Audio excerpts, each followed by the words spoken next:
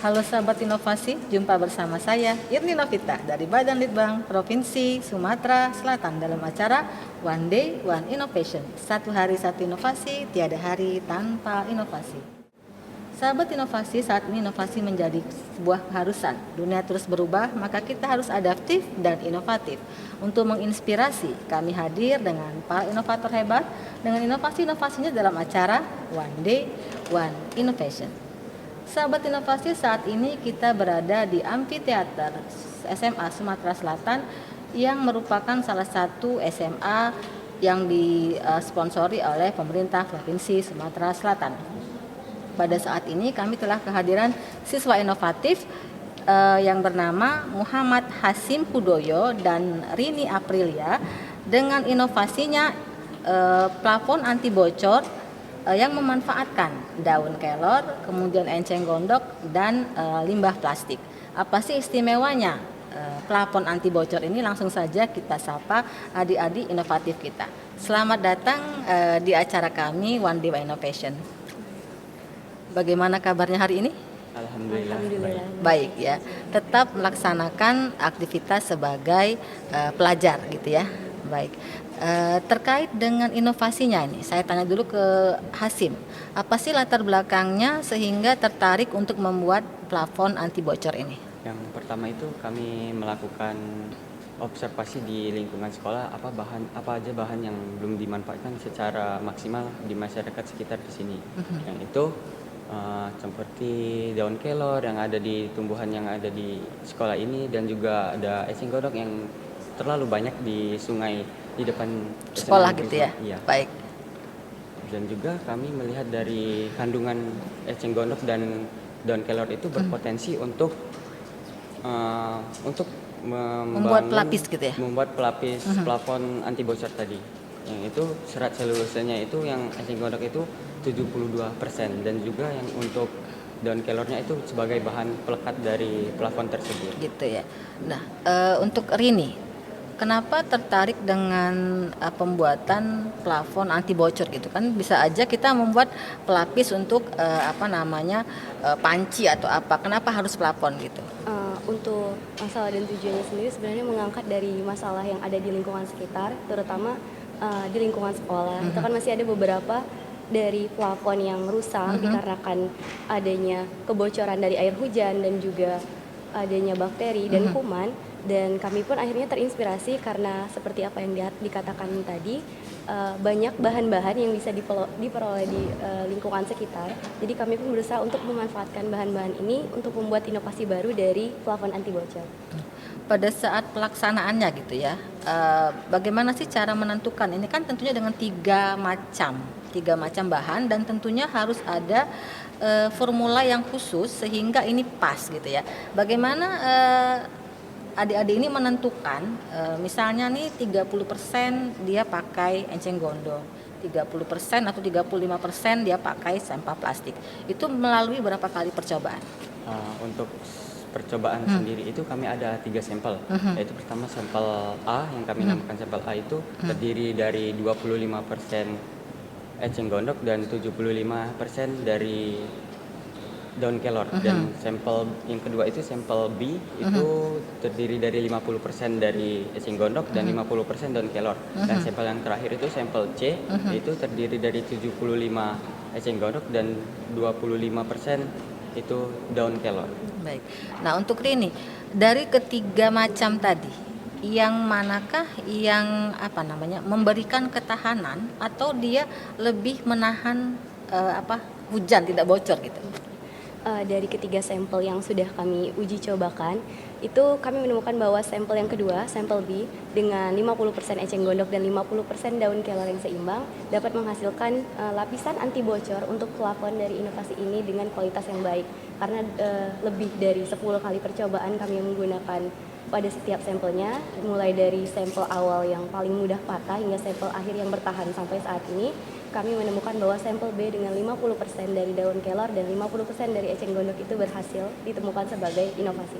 Dengan sampel B tadi ya? Iya. Nah, itu dengan dengan tekanan atau curah hujan berapa sehingga dia bisa tidak bocor gitu. Ada kan kita siram air saja dia langsung bocor. Ini kan kadang hujan yang hujan angin, kadang juga hujan yang memang sangat deras gitu. Itu pada saat kapan dia betul-betul menahan dan sampai berapa lama gitu. Dan untuk uji itu Iya. kami sudah mengujinya dengan namanya uji ketahanan air. Iya. Jadi itu kami teteskan air selama 80 menit di atas plafon tadi. Plafon. Itu masih bisa bertahan sampai 80 menit tadi. Dan juga untuk ketahanannya sendiri itu kami uji dengan ketahanan dengan menimpanya dengan batu bata dengan secara sederhana itu sampai beratnya 25 kg dari berat batu bata Itu sendiri. masih bisa tahan gitu Iya, ya. bisa.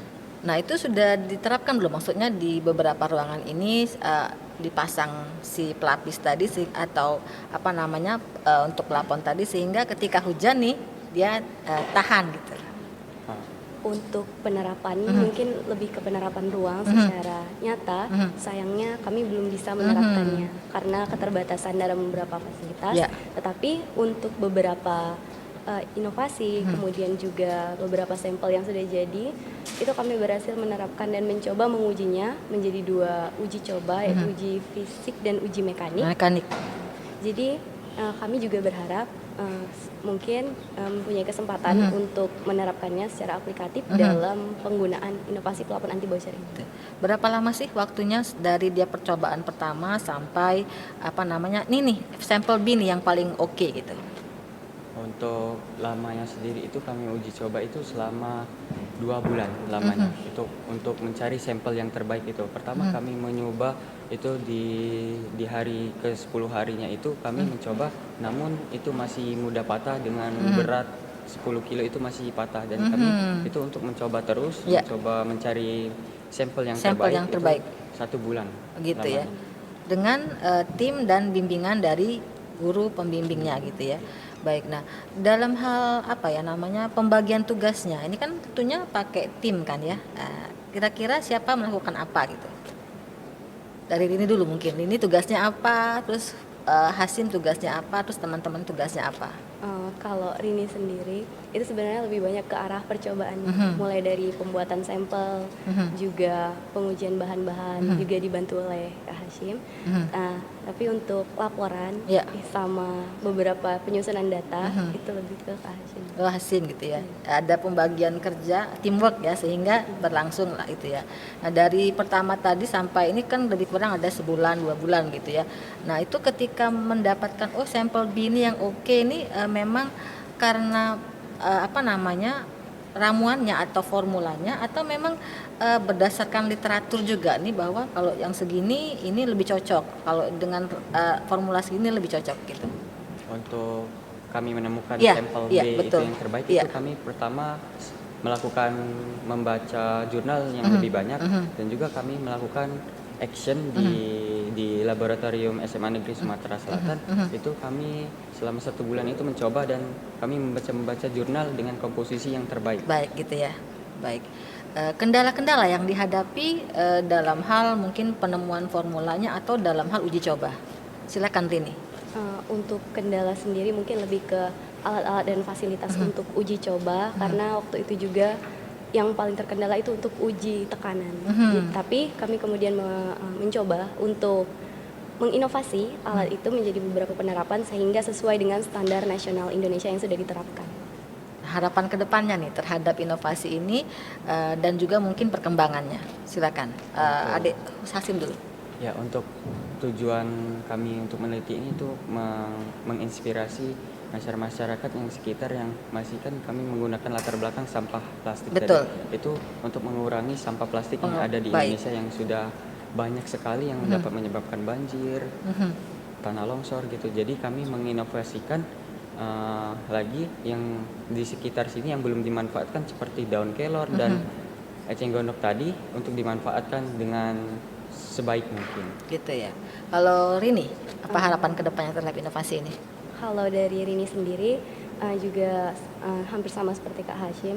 Yang pertama untuk menginspirasi para masyarakat dan juga para siswa-siswi lainnya tentang bagaimana menginovasi dan memanfaatkan lingkungan sekitar dan juga tentang bagaimana mengatasi permasalahan-permasalahan sederhana di lingkungan melalui inovasi yang kita ciptakan dari pola pikir kritis. Oke, terakhir nih pesan-pesan kepada para inovator juga mungkin kepada teman-temannya nih ya, supaya menginspirasi gitu. Silakan.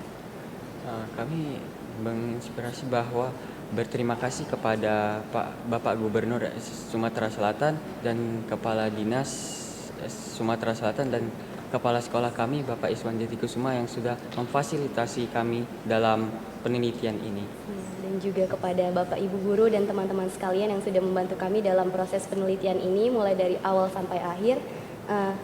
Harapannya ke depan adalah mungkin pesannya untuk teman-teman dalam penelitian atau inovasi yang dilakukan selama berbulan-bulan ini juga tentunya memang banyak sekali kesalahan atau mungkin percobaan-percobaan yang gagal dilakukan, tetapi pesannya dari kami berdua adalah jangan menyerah, terus mencoba sampai hasilnya bisa ditemukan secara maksimal karena tidak ada usaha yang sia-sia. Baik, mungkin ada yel-yel ataupun jargon dari SMA Sumatera Selatan yang ingin disampaikan kepada sahabat-sahabat inovasi. Silakan. SMA Negeri Sumatera Selatan. Learn today, lead tomorrow. Baik, terima kasih atas kehadiran Muhammad Hasim Hudoyo dan Rini Aprilia dengan inovasinya plafon anti bocor. Mudah-mudahan apa yang ditemukan, inovasi-inovasi ini lebih berkembang lagi ke depannya sehingga bisa diaplikasikan di masyarakat umum dan juga harapan-harapannya apa yang telah ditemukan tadi bisa berhasil baik dan berkembang di kemudian hari. Jangan lupa kita masih punya jurus 4S, setiap orang adalah inovator. Setiap masalah peluang inovasi, setiap solusi harus sinergi dan setiap inovasi harus konkret hasilnya. Nantikan kami yang tayang setiap hari dengan inovasi terbaru setiap harinya di YouTube Podcast One Day One Innovation. Sampai jumpa dan salam inovasi.